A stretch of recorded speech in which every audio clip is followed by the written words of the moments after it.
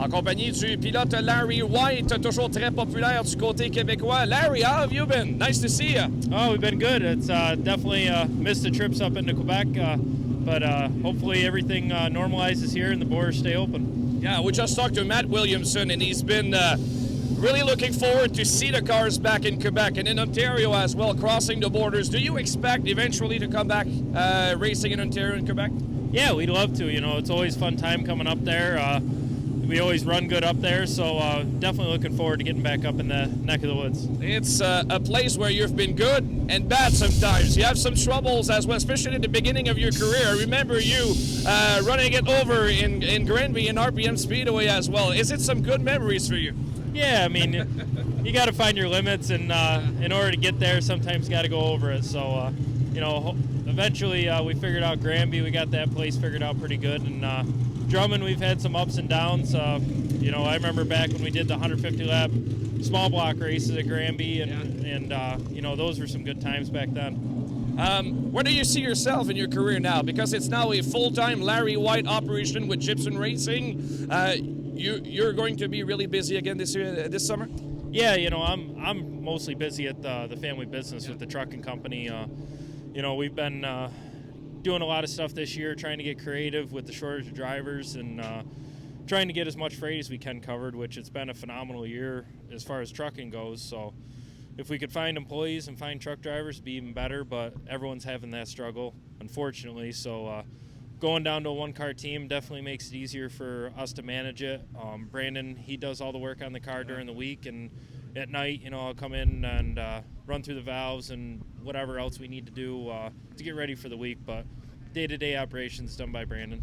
Do you keep a good relationship with Billy Decker? I just cross it over in the parking lot. I mean, you've been good friends still, even though you guys needed to be separated now? Yeah, I mean, there's no love lost there or anything like that. You know, it was kind of a mutual deal that he made with my father. You know, it was more of a bonus that Dad wanted to bring him back for the short stint that he was here, and it was more just to kind of gap him because he was going to be losing the ride he was in, and you know, we put a deal together with Dad. But as far as Billy and I mean, we're still good friends. We shoot the shit and talk to each other on the phone during the week, and we actually haul out of his wood for him on our flatbeds. Oh, that's great. That's great.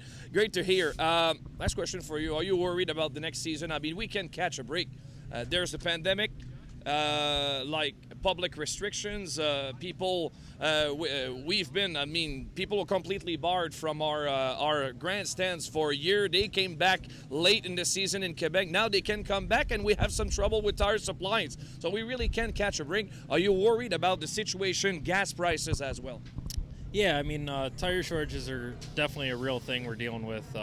Doesn't matter the manufacturer, everyone's having the problems.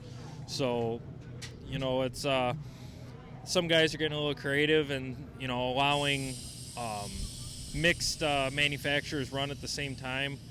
I don't know if that's really going to help much. I mean, it might help with some car count, but you know, you can't really compete with them together. The racers are definitely going to run better, just because it's a completely different tire. You know, there's no comparison there.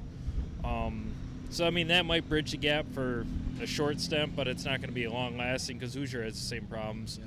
But you know, we just got to get creative, and you know, the best thing that really could happen is all the track promoters kind of get together, and you know, if we got to take a week off of racing, cancel some long distance shows that we know burn up tires, we got to get together and do that. You know, the problem with unfortunately, the modified world is it's kind of cutthroat. So if everyone says we're going to cancel this weekend, give everyone a break and let them catch up on tires, one guy's going to run and try and get all the cars. So, you know, until collectively drivers and promoters and everyone can be on the same page, you know, I think it's kind of just ride the wave, and whoever's got the fresh tires for the big races at the end of the year is going to come out on top. Yeah, we can feel your worries, and I hope that the season will go on fine, but I don't know. Maybe in August it's going to be complicated to hold events. So if you guys want to go racing, I think you should go early, because we never know what could happen later in the year. Yeah, absolutely. You know, it's just drivers got to manage their stuff. You know, you can't tear up equipment because it's harder to get parts. You can't burn off tires, hazing the top, trying to make something happen. If you're running 15th, not going anywhere, just ride it out and save your stuff for another day, because unfortunately you can't replace it. It's been a crazy last couple of years. Hopefully we're going to go through all of this, but it's been nice. Finally, we can remove our mask, meet you here in the U.S., so it's been good. Thank you, Larry Wight, for your time, and have the best of the season. Thank you, guys, and it's good seeing you guys come down here, and hopefully we'll be seeing you again. Yeah, it's going to be really fun. Thank you, Larry.